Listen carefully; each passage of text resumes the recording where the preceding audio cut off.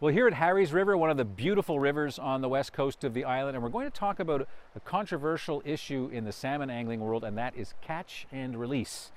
Sid Stiles is the chair of the Bay St. George Salmon Stewardship Group. So, Sid, what is your issue with catch and release?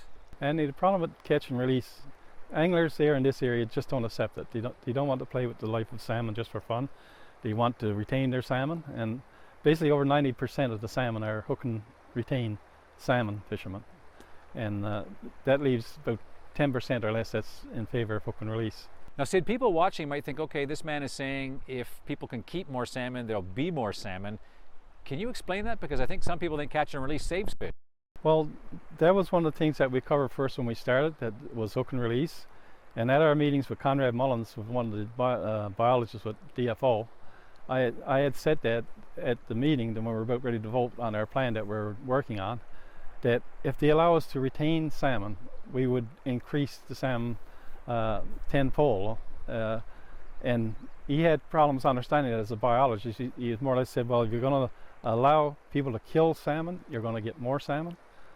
And I explained to him, yes, because the presence of the local anglers on the rivers will make a big difference to people that's netting. It'll stop a lot of the netting and discourage people from buying, and the salmon population would go up. And that's exactly what it did. You say you're against the whole idea of playing a fish just for the sake of it. Can you explain that to me?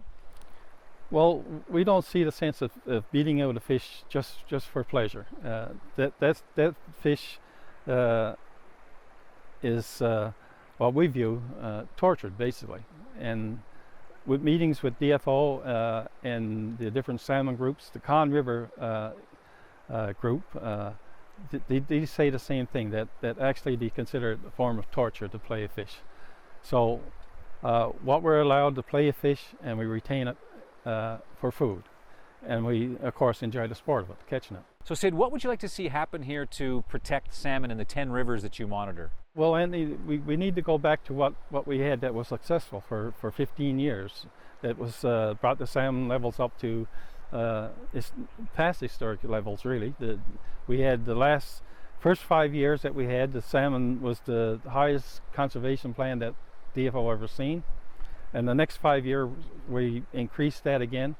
And in the next 5 years, from 2012 to 2016, we achieved conservation levels for over a 5-year period, which has never been done on Harry's River.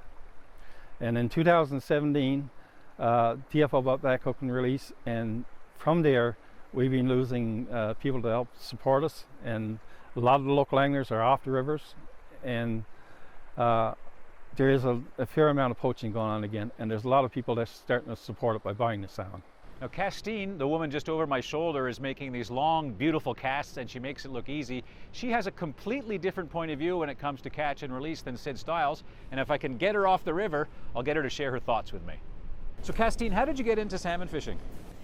I started salmon fishing when I was a kid, just going out on the river with my dad and my brothers, and it was mainly just like a little hobby. Kind of, he'd take one of us out at a time when I think we all needed to get out of the house in the middle of the summer. But I just fell in love with it, and I really got into it probably when I was 17 or 18. What do you like about Big Falls in this particular pool you're fishing?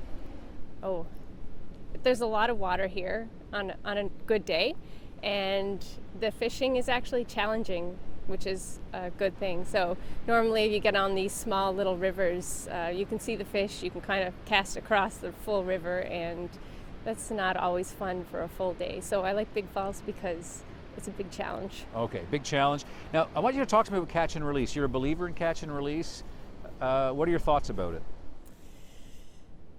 I love catch and release because I want to be on the river every day.